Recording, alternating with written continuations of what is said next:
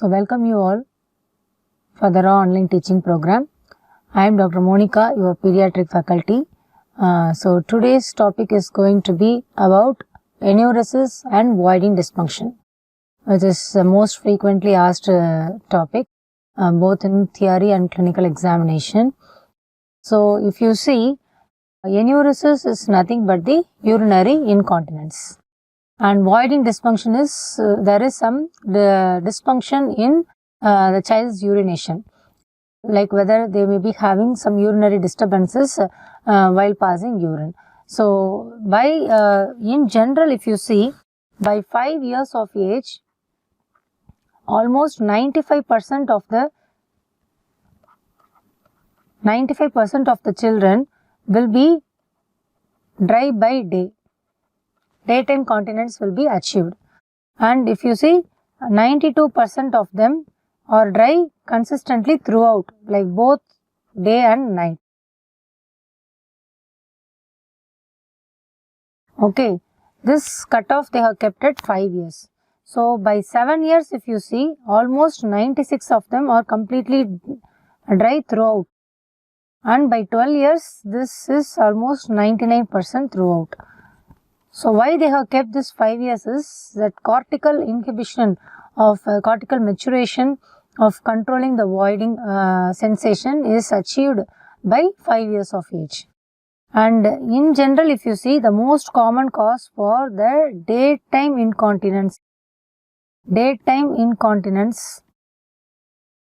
is mostly because of either overactive bladder or because of bowel bladder dysfunction. So, with this note, we'll just go in detail about the enuresis and voiding dysfunction. So, what is mean by normal voiding?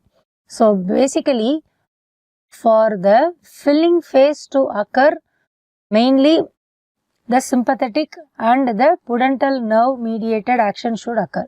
So, what happens? The sympathetic and pudendal nerve, it inhibits the detrusor contractile activity. So, thereby what happens? By inhibiting the detrusor activity, it closes the bladder neck and the proximal urethra with increased activity of the external sphincter.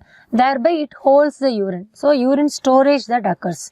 So, for the filling phase, the sympathetic and the pudendal nerve mediated action is needed. For the draining phase, for the voiding phase, mainly the parasympathetic nerve supply is being involved. So, sympathetic nerve supply, this includes T11 to L2 innervation, and pudendal nerve is between S2 to S4. Okay. So, for voiding phase, mainly it is the parasympathetic.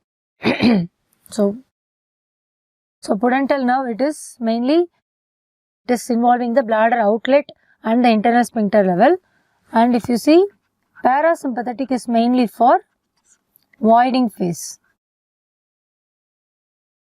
and the innervation is S2 to S4. This is for voiding phase. Okay. So, this is regarding the bladder filling and draining nerve innervation. So, the infant has the coordinated reflex voiding as often as 50 to 20 times a day. This is during the infancy. Slowly, this frequency will be increasing. Slowly, this frequency will be decreasing as the age advances.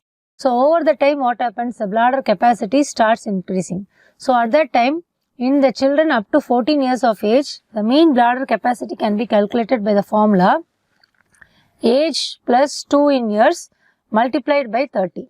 So, for example, if you have a 6-year-old child, the bladder capacity of the 6-year-old child will be roughly 2 plus 6 into 30 times, that is 240 ml will be the bladder capacity. So, this is up to 14 years of age, you can apply this formula for calculating the bladder capacity of the child. At 2 to 4 years, if you see, the child becomes developmentally ready to begin the toilet training, and generally, as the order of consequences, if you see, females acquire the bladder control before males, and that too, the bladder control will be achieved before the bowel control. So, the bowel control is typically achieved before the bladder control. So, in the order, first bowel control, followed by the bladder control, and females will acquire the control first compared to males. So this is regarding the normal voiding. So what is meant by diurnal incontinence? That is enuresis. It's also called as enuresis. It is defined as the involuntary passage of urine beyond the age at which the bladder control is seen to be achieved. So that age only I already explained. It is the 5 years at which the bladder control is achieved by 5 years of age.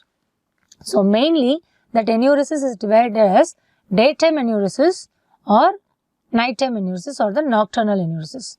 So regarding daytime enuresis, this is often been missed, and every pediatrician should be aware of it to diagnose and treat appropriately. So most of the time the daytime enuresis patient will be treated for the urinary tract infection, which is actually it is not there. So non-existent UTIs are being treated with unnecessary antibiotics in case of daytime enuresis. Nocturnal enuresis means predominantly the child passes urine when at sleep, when the child is at fast asleep. This includes wetting when the child is even sleeping during the daytime. So basically during sleep this nocturnal enuresis occurs.